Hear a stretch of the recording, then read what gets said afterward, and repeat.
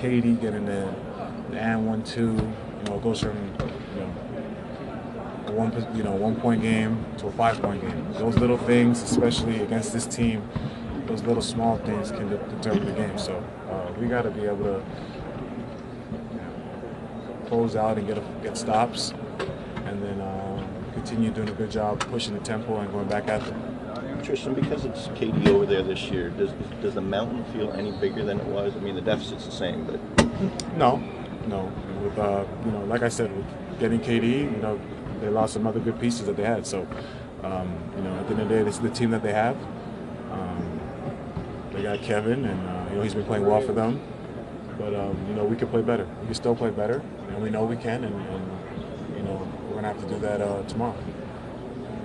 I mean, there's some debate whether you guys are better off pushing the pace, trying to match them in terms of the pace they'd like to play at, or maybe slowing it down. Do you have a feeling on either of those two? No, I think if we get stops on defensive end and limit their offensive rebound kickouts for the threes.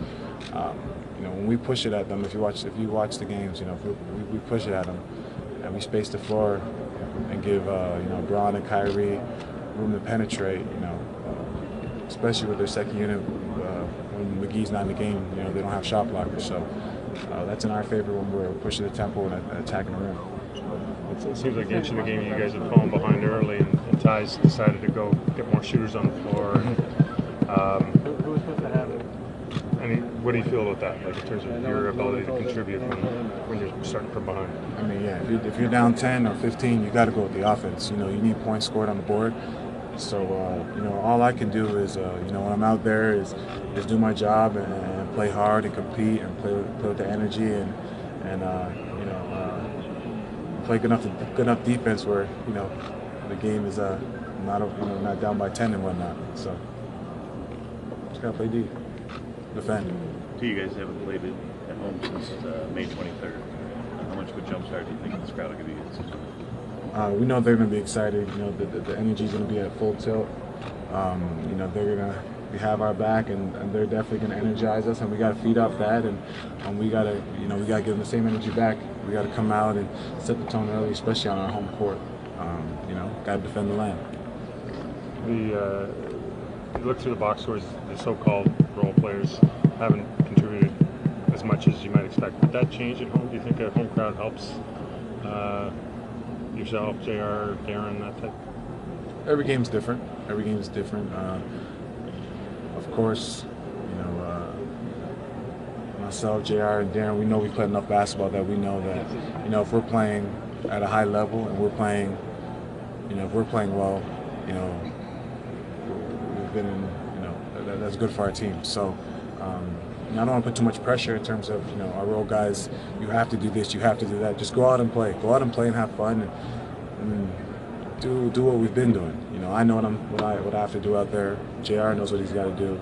Channing, RJ, we know what we've got to bring to the table for our team to be successful. So we just got to go out there and do it. Don't stress too much. Don't overthink it. I think when you start doing that, then you put the pressure on yourself. Just go out there and just play. Just to add to Tristan, that role players always play better at home. Do you find that to be true? And so what's behind that? Like, why is that? I don't know if it's true or not. I don't know. If I say the role players always play good at home and then I play like shit, then I'll X that out, right? So I think every game is different. Just go out and play. And I guess you could say, in Golden State, if JaVale gets a big dunk or Zaza gets a reverse layup, the crowd goes crazy. So I guess the crowd enjoys when the role players get some easy buckets.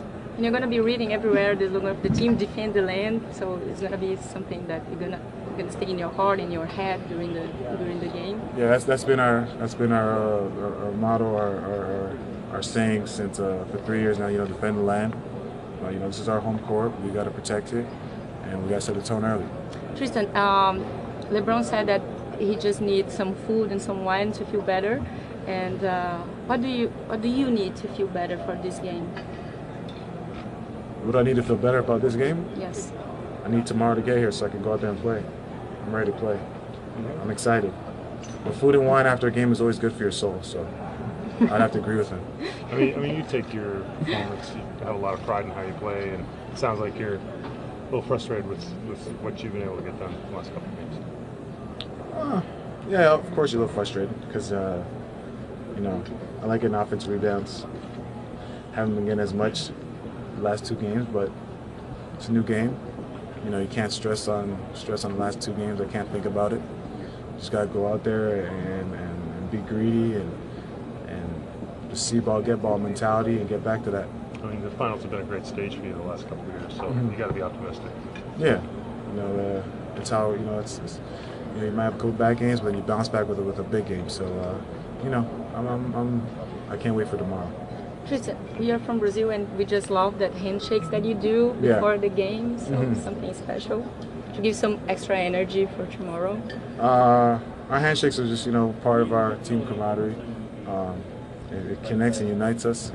And I guess the fans like it too. You know, you see kids doing it on their social media and doing it like us, so it's fun. I think it's a good way to get everyone involved in engagement with the fans.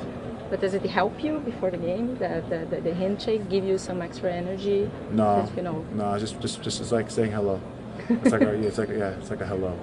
Okay. It was the last year's finals. You guys were down by 2-0. Now the same. So do you have the same mentality as the last year's finals? The approach is the same. You know, go out and protect home court. Set the tone. You know, they did a great job protecting their home court. We got to do the same thing, and it starts tomorrow. So could you describe this kind of approach? That's folks pressure, excited.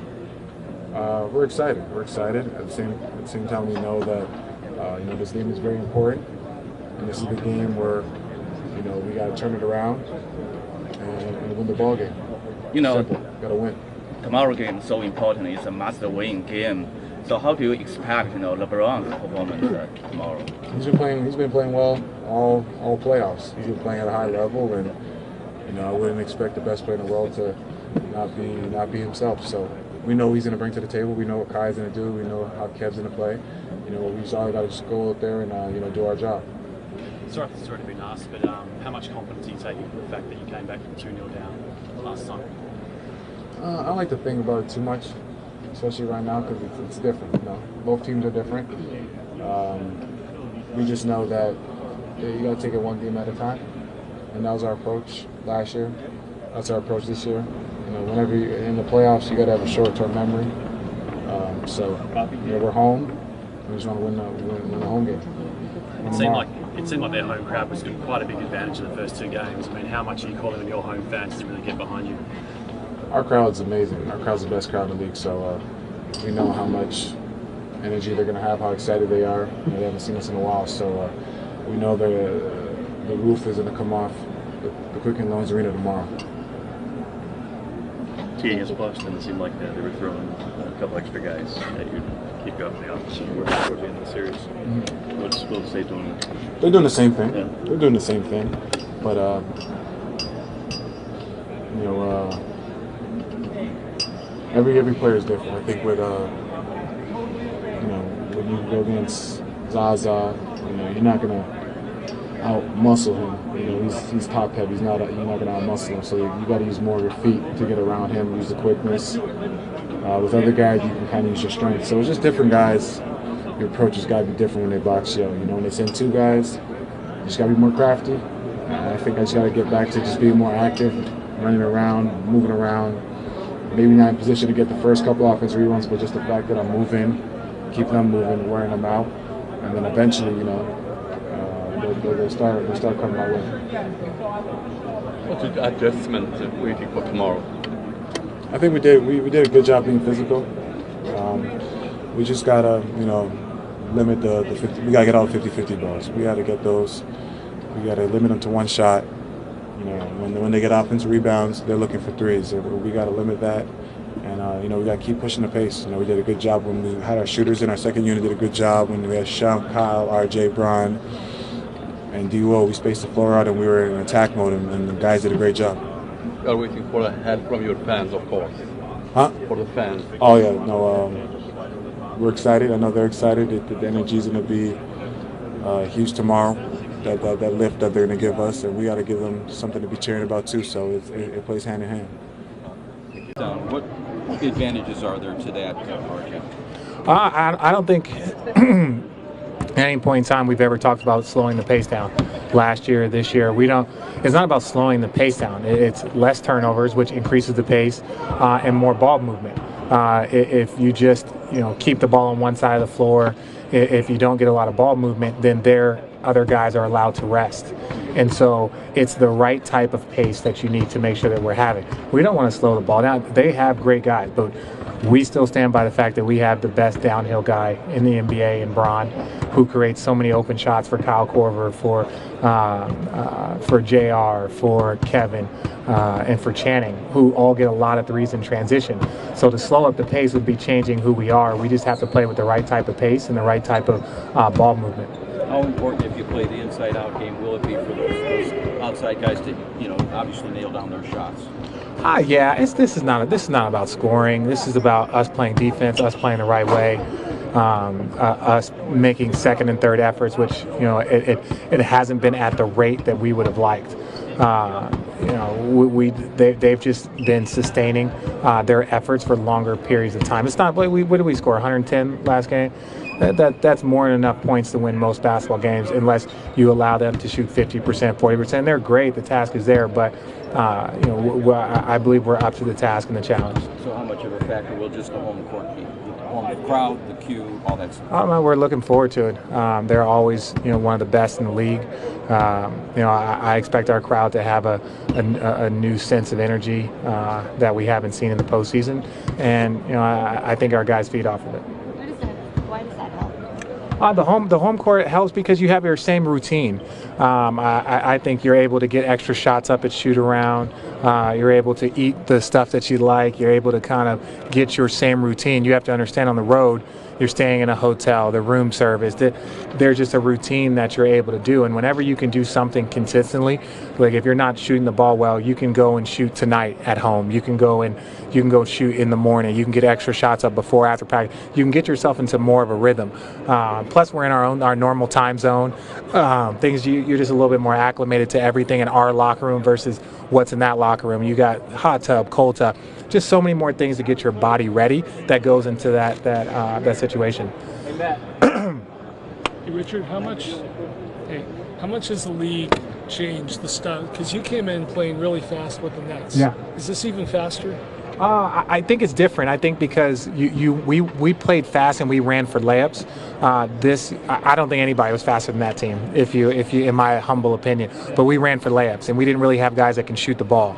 This is different now because you have guys running for threes, so the lanes are a lot more open. When you have J-Kid going downhill, and you had me and Kenyon or Vince trying to get dunks. That was really, really tough. It put a lot of pressure on the defense, and then guys like Kerry Kittles would come in, Rodney Rogers would shoot threes on the secondary. Now you have guys sprinting and stopping at the three-point line, which is different. And they have multiple guys. We have multiple guys. Like Kyle Korver, I don't think has gotten a layup, in the playoffs, but. He's sprinting to the three-point line. He is opening it up for the guys going downhill, and so it's different. And looking back on it, I wish we probably would have had one or two more shooters back in my Jersey days. But I think it's a little bit different, but it's the same premise, very similar to Magic and all those guys when they used to run. It's running has the same mentality. What do you think would have been? You guys would have been criticized. Can you imagine in your second year? You're on the break and you pass up a layup to kick out to a three. Well, I get in trouble for it now. Because I'm starting to run. I try and run for a layup, and they're telling me to run wide to the three-point line. Where I've been ingrained for 10 years to try and get a layup first, and if you don't have it, to work your way out. But even then, for a guy like myself, who I feel like does a good balance of shooting threes and drives, if I catch it at the three-point line and I have a man closing out to me, it opens up the lanes for drives, or you get open shots. So you understand it, and the game has evolved. Again, the minute you get a bunch of big men that can post up again, the three-point shot will change a little bit. you were a great defender earlier in your career. Do you feel like you're maybe even a better defender now, just because of your experience? I think with my experience, obviously you have to give that. I'm not as quick. I'm not as agile. I can't make up for mistakes. I can't let a guy go by me and then go get a block. I don't have that extra burst to go get that steal when you wouldn't see it, or if I don't box out to still be able to go get that rebound. So from that sense, you have to be smarter. You have to make sure that you're on the body. You know you're boxing out. It's not a jumping contest. So I believe that I'm a smarter defender. I wouldn't say that I'm a better defender than I was when I was young. So many of you guys, when you get older, you start guarding bigger guys. Yeah. Iguodala does it. Yeah. David West is playing centers now. Yeah. Well, it's a versatility that you're able to bring because you understand that your job is just to either box out or to keep the spacing, and you also understand they have to guard you on the other end. So it's a versatility that you give to wing players. Bron guards bigger guys. I did it. Jason Kidd even did it when I was younger. Guarding 2s, 3s, 4s, whoever it was. As long as it wasn't a guy with the over-the-top height advantage, we used to switch 1 through 4 with Kenyon and Jay Kidd because we had those guys that could defend multiple positions. So it's something that's been coveted for a long time in this league, and it's going to continue to be. It's amazing how the great players change the game. Like Jason Kidd changed the game the way he pushed the ball. Yeah. LeBron's changed it. Curry, Durant. Yeah. I mean, there's 3 guys in the series that really changed the game. They really have, and one of the difficulties in their team is last year you had 2 guys that you had to spray out to. In transition, you had to find Clay, you had to find Steph, and now they have a 3rd guy that can shoot dribble up threes that you have to find in transition that will shoot deep threes, and it makes it more difficult. I think we have to do a much better job not only of communicating but getting back on the raise of a shot. There's things, again, we still stand by the fact that they're doing a great job of everything that they're doing, but there are things that we can do to put ourselves in a better position to be successful.